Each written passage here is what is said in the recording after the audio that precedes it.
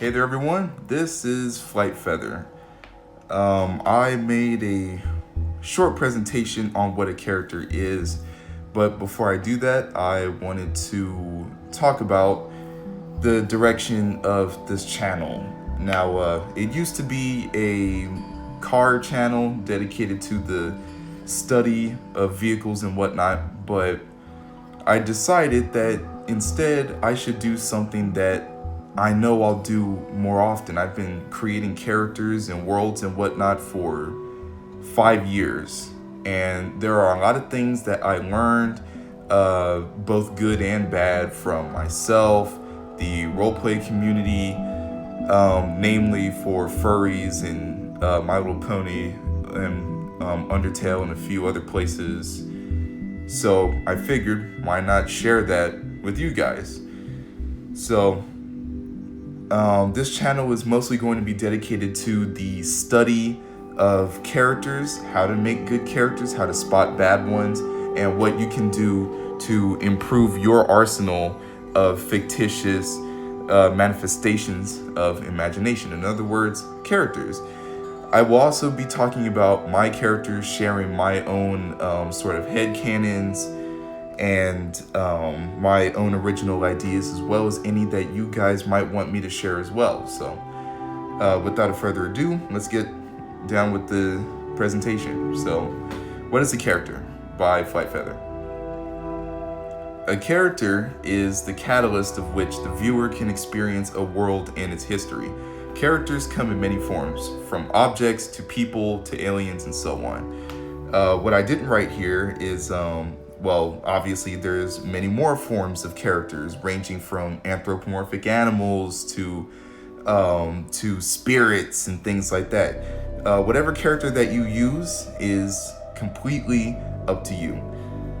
So to the right of the screen, you see an image of one of my most favorite characters in all of video gaming, Cloud Strife from Final Fantasy VII and Advent Children. While all characters come in different flavors, however, they all have a few things in common. These are the things that keep characters webbed together. No matter if we're talking about Geralt of Rivia or Parthenax from Skyrim or Twilight from MLP or something like that, they all have at least a few of these things in common. Basic details like hair color, height, blood type, things like that, wingspan if we're talking about Pegasus ponies. These are details that you usually see described in detail when you're reading stories, and these are things that you physically see if you're watching a movie or playing video games, something like that. More complex details like backstory, place of birth, sexuality, morals, etc. You'll see a whole bunch of characters. Like nowadays you're seeing like a huge spike in bisexual and gay characters. It's also pretty common to see obviously straight characters and stuff like that. If you want my opinion, I feel like some people do make characters, bisexual. I'm guilty of this myself. For the pure objective of being able to ship or basically have characters sort of get into relationships with each other unconditionally. And I have my opinions about that, which I'll probably share in other videos. I'm not scared to talk about that. And one of the most important aspects of a character being motives, their strengths and flaws. As I wrote here, these are the most important details of a character, or at least some of the most important details. Now, I've seen characters that are basically flawless. They're referred to as Mary Sue's, basically perfect females, or Gary Sue's, male perfectionists, basically. These characters, they could be ponies, furries, aliens, whatever it is.